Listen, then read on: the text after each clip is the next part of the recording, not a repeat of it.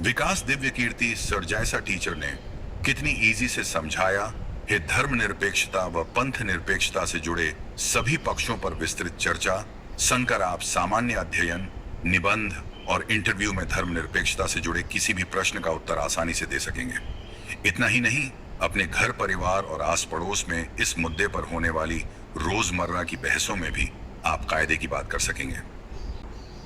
आखिर क्या है धर्मनिरपेक्षता, आइए जानते हैं इस वीडियो में।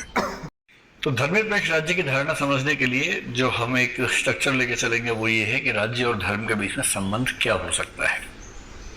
देखिए, राज्य और धर्म के बीच में जो कई प्रकार के संबंध संभव हैं उनमें से एक संबंध का नाम है धर्मनिरपेक्ष राज्य।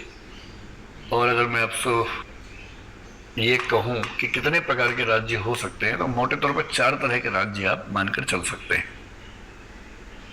जो राज्य का पहला प्रकार है उसे आप कह सकते हैं कि वो धर्मतंत्र होता है। धर्मतंत्र के लिए अंग्रेजी में शब्द है थियोक्रेसी, अभी आगे हम विस्तार में समझेंगे इसको।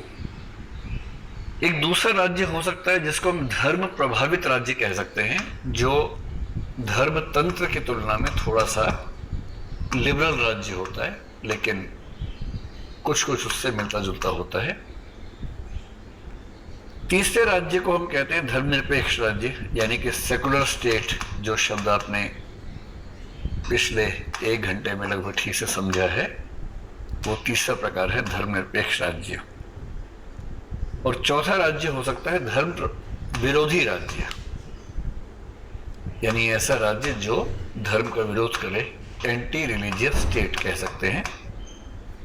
इन चारों के अंग्रेजी नाम अभी हम आगे पढ़ेंगे। पहला है थियोक्रेसी, दूसरा है जिसको आप कह सकते हैं स्टेट इन्फ्लुएंस्ड बाय रिलीजन या रिलीजियस इन्फ्लुएंस या रिलीजियसली इन्फ्लुएंस स्टेट कह लीजिए। धर्मनिरपेक्षता को पता है सेकुलर स्टेट है और धर्म विरोधी राज्य एंटी रिलीजियस स्टेट होता है। धर्मनिरपेक्ष राज्य की धारणा समझने के लिए बहुत जरूरी है कि हम संक्षेप में बाकी जो तीनों धारणाएं हैं उनको भी समझें, ताकि हम इसका अंतर इन तीनों से समझ सकें।